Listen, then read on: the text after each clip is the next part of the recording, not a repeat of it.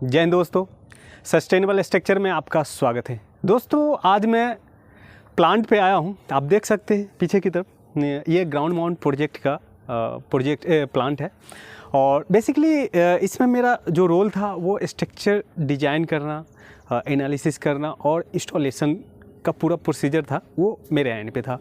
मैंने प्रॉपर तरीक़ा से स्ट्रक्चर डिज़ाइन किया, एनालिसिस करने के साथ डिज़ाइन, फैब्रिकेशन और कंप्लीट 3.2 मेगावाट पे जो मटेरियल मेरा लगा था वो 80 से 85 टन मटेरियल लगा था केवल स्ट्रक्चर का। तो वो स्ट्रक्चर डिज़ाइन करने के दौरान क्या क्या कंडीशन देखना पड़ा और कैसे डिज़ाइन हुआ है, उसके बारे में आज मैं कुछ नॉलेज शेयर करना चाहता हूँ।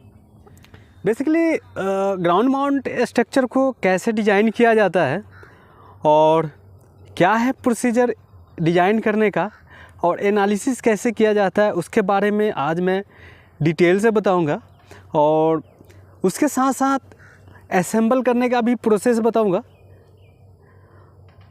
तो चलते हैं दोस्तों। सबसे पहले मैं आपको बताऊंगा कि ग्राउंड माउंट स्ट्रक्चर कैसे डिज़ाइन किया जाता है और कैसे डिसाइड किया जाता है कि क्या हाइट लूँ, क्या टिल्ट एंगल लूँ, उसके साथ साथ क्या विंड स्पीड लूँ। तो इसमें दोस्तों आपको बता देता हूँ कि 2-4 ही बहुत ही इम्पोर्टेंट पॉइंट होता है जो आपको हमेशा कंसीडर करके चलना पड़ेगा कि बेसिकली क्या पॉइंट है वो जो कंसीडर करना है मुझे।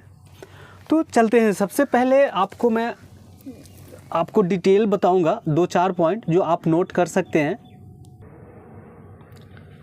तो सबसे पहले आपको ये कंसीडर करना पड़ेगा कि आप किस लोकेशन में प्लांट लगा रहे हैं। आपका प्लांट जो इंस्टॉलेशन होगा वो कौन से स्टेट में हो रहा है, उस स्टेट के अकॉर्डिंग आपको लैटिट्यूड और लॉन्गिट्यूड देखना पड़ेगा कि कितने लैटिट्यूड आ रहा है, लैटिट्यूड का वैल्यू कितने डिग्री आ रहा है। उस अकॉर्डिंग आप जो सोलर स्ट्रक्चर है, जो मॉड्यूल लगा रहे हैं, मॉड्यूल का टिल्ट एंगल होना चाहिए उस अकॉर्डिंग। अगर आप साउथ की तरफ लगा रहे हैं या नॉर्थ की तरफ लगा रहे हैं तो आपको देखना पड़ेगा कि लैटिट्यूड का वैल्यू कितना आ रहा है, 27 डिग्री, 28 डिग्री, 15 डिग्री, 20 डिग्री। उस अकॉर्डिंग आपको डिसाइड करना पड़ेगा कि मुझे इतना टिल्ट एंगल रखना है। उसके बाद टिल्ट एंगल आपका डिसाइड हो जाएगा तो उसके बाद देखना है कि ग्राउंड क्लियरेंस कितना होना चाहिए। ग्राउंड क्लियरेंस मीन्स आप देख सकते हैं, अगर मैं आपको नियरेस्ट में ले जाके दिखाता हूँ तो ग्राउंड क्लियरेंस आप देख सकते हैं। ये जो मॉड्यूल का फ्रंट व्यू है, फ्रंट से ज़मीन के बीच में कितना डिस्टेंस आ रहा है, इसे बोला गया है ग्राउंड क्लियरेंस। आप शॉर्टकट में भी बोल सकते हैं GC, ग्राउंड क्लियरेंस। ठीक है, तो ग्राउंड क्लियरेंस आपको ये डिसाइड करना पड़ेगा कि आप किस लोकेशन में लगा रहे हैं। आप जिस लोकेशन में लगा रहे हैं वहाँ पे बाढ़ का कुछ इशू तो नहीं है, फ्लड, पानी तो नहीं भर जा रहा है। उसके बाद वहाँ का मिट्टी क्या है, मिट्टी का जो नमी क्या है, मिट्टी में हमेशा नमी रहता है या पथरीला है, ये क्या है, बालू वाला है। तो उस अकॉर्डिंग आपको मिट्टी का पहले जांच कराना पड़ेगा, सॉइल टेस्ट करना पड़ेगा कि मिट्टी क्या है। अगर मिट्टी आपका एक तरह से मान लीजिए जैसे ये मिट्टी है तो ये बालू भी नहीं कर सकते हैं और पथरीला भी नहीं कर सकते हैं, ये खेती वाली मिट्टी है। तो यहाँ पे ग्राउंड क्लियरेंस देख लेंगे। अगर पानी नहीं आ रहा है तो आप 500 मिनिमम रख सकते हैं। तो दोस्तों आपको मैं बता रहा था कि ग्राउंड क्लियरेंस डिसाइड करने के लिए आपको पहले देखना पड़ेगा कि उस लोकेशन में पानी तो नहीं जमा हो रहा है। अगर नॉर्मल लोकेशन है जहाँ पे पानी ज़्यादा से ज़्यादा 2 इंच, 3 इंच, 4-5 इंच तक आता है, मतलब 100-200 mm तक आता है, 1 फीट के नीचे ही रहता है, तो आप 500 mm, 1.5 फीट के आसपास आप कंसीडर कर सकते हैं ग्राउंड क्लियरेंस। अगर खेती करना चाहते हैं तो वहाँ पे आपको 5 फीट, 4 फीट, 5 फीट के आसपास हाइट रखना पड़ेगा। अगर खेती नहीं कर रहे हैं तो चलेगा, 500 mm मिनिमम चलेगा। उससे नीचे करना थोड़ा सा डिफ़िकल्ट हो जाएगा कि आपको मॉड्यूल असेंबल करने में बहुत परेशानी होगा, आपके जो वर्कर लोग हैं उनको भी इशू होगा, टाइम भी लगेगा। तो मिनिमम 500 mm होना ज़रूरी है। 2 चीज़ कंसीडर हो गया, 2 चीज़ आपको क्लियर हो गया। अब तीसरा पॉइंट आते हैं विंड स्पीड। विंड स्पीड सबसे मोस्ट इम्पोर्टेंट है स्ट्रक्चर एनालिसिस करने में, कि जिस लोकेशन में गवर्नमेंट ने एक पॉलिसी पास कर रखा है कि इस स्टेट में इतना विंड स्पीड आता ही है। मतलब आपके स्ट्रक्चर का जो एनालिसिस होगा इतने विंड स्पीड पे होना चाहिए, मतलब 150, 160, 170 के विंड स्पीड पे होना चाहिए। तो ये 3 चीज़ मेजर है। अब स्ट्रक्चर को ये 3 चीज़ कंप्लीट होने के बाद अब स्ट्रक्चर को एनालिसिस कीजिए। सॉफ्टवेयर है स्टेड प्रो है, स्टेड प्रो पे प्रॉपर तरीक़ा से एनालिसिस कीजिए। एनालिसिस करने के बाद अब फैब्रिकेशन डिज़ाइन कीजिए। अब दोस्तों रह गया बात, फैब्रिकेशन डिज़ाइन करने के लिए आपको मैं डिटेल से बताता हूँ। दोस्तों ऐसा इन्फॉर्मेशन मैंने बहुत सारे वीडियो देखा हूँ जो डिटेल से नहीं बताएगा आपको, बहुत ही शॉर्ट में ही बता के छोड़ देगा, लेकिन मैं आपको डिटेल से बताऊँगा। अगर मेरे वीडियो को आप कंटिन्यू फॉलो कर रहे हैं तो मैं आपको जितने भी टाइप का है, सोलर से रिलेटेड, ट्रांसमिशन से रिलेटेड जितने भी वीडियो है वो आपको जितने भी क्या कहते हैं वर्क है, मैं आपको डिटेल से बताऊंगा। सभी वीडियो प्रॉपर तरीक़ा से बना के आपको शेयर करूंगा। अब देख सकते कितना फिनिशिंग किया गया है। सिंगल कॉलम पे है डबल पोर्ट्रेट, सिंगल कॉलम पे डबल पोर्ट्रेट है। हॉट डीप स्ट्रक्चर है, हॉट डीप प्लस गैल्वेलम है। अब देख सकते हैं इसमें सैग एंगल का भी यूज किया गया है, क्रॉस ब्रेसिंग का भी यूज किया गया। अब क्रॉस ब्रेसिंग देख सकते ये है। अब देख सकते इधर से डबल पोर्ट्रेट है। अभी थोड़ा सा मॉड्यूल क्लीन नहीं है, अभी ये मॉड्यूल क्लीन नहीं है, लेकिन अभी थोड़ा सा गर्मी चल रहा है और मौसम चेंज लग रहा है कि हो सकता है तो बारिश हो जाए। आप देख सकते हैं लग रहा है कि बारिश हो सकता है। 2-3 दिन से ऐसा मौसम बना रखा है। अगर बारिश नहीं हुआ तो मैनुअली क्लीनिंग करना पड़ेगा, अगर बारिश हो गया तो क्लीनिंग करना कोई ज़रूरी नहीं है। क्लीनिंग करने का एक बार बारिश हो जाने पे तो मॉड्यूल पूरा क्लीन हो जाएगा। अब चलते हैं दोस्तों, अब इस टेबल देख सकते हैं, टेबल टू टेबल गैप क्या है।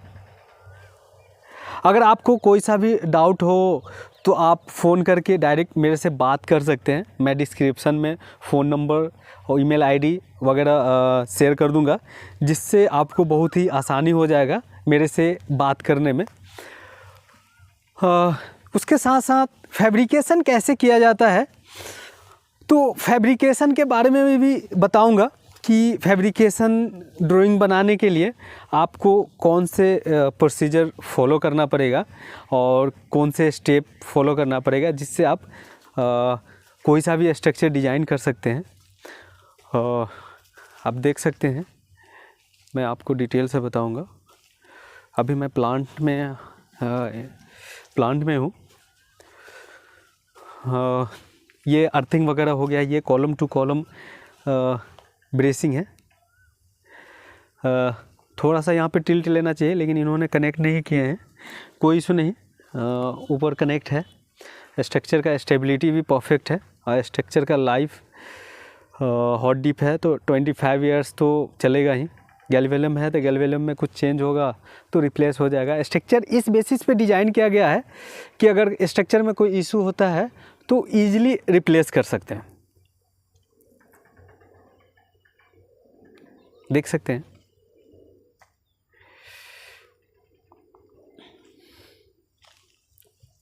आप अलाइनमेंट देख सकते हैं। स्ट्रक्चर का जो अलाइनमेंट है वो परफेक्ट है। आप देख सकते हैं कितना परफेक्ट अलाइनमेंट है। एक टेबल है 19 मॉड्यूल का और 18 मॉड्यूल का, मतलब 18-19 मीटर कवर करने के बाद आप दूसरे टेबल पे ध्यान दीजिए, वो भी एकदम परफेक्ट अलाइनमेंट है। तो दोस्तों अलाइनमेंट डिपेंड करता है आपके स्ट्रक्चर डिज़ाइन पे, प्लस जब आपका स्ट्रक्चर इंस्टॉलेशन होता है, स्ट्रक्चर को जब इंस्टॉलेशन के समय में मार्किंग किया जाता है तो वो भी देखा जाता है कि कैसे आप मार्किंग किए हैं, किस बेसिस पे मार्किंग किए हैं, तो आपका स्ट्रक्चर परफेक्ट आएगा। तो चलते हैं दोस्तों अब आगे की तरफ।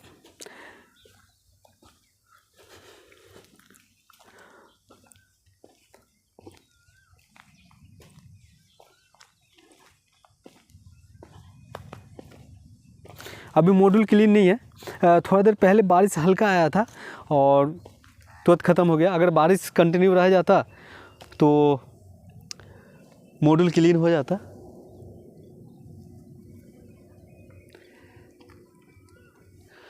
दोस्तों एक स्लॉट मैं दिखाया हूँ, आते हैं अब दूसरे स्लॉट की तरफ, एक टेबल से दूसरे टेबल के बीच में।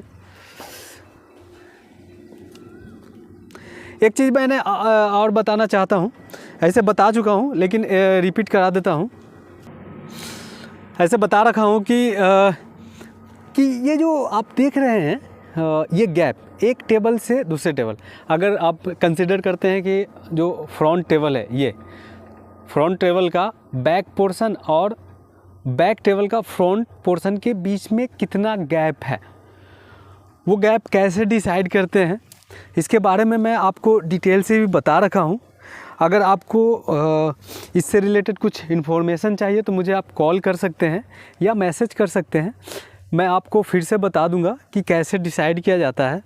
आप एक ही टेबल टू टेबल गैप को हर एक स्टेट में आप कंसीडर नहीं कर सकते हैं, मतलब अप्लाई नहीं कर सकते हैं कि अगर मैं साउथ के तरफ 1500 mm गैप लिया हूँ 1800 mm, तो मैं नॉर्थ की तरफ भी जाके दिल्ली में, हरियाणा में, राजस्थान में चिपका दूँ कि चलो भाई 1500 टेबल टू टेबल गैप देके आप इंस्टॉल कर लो।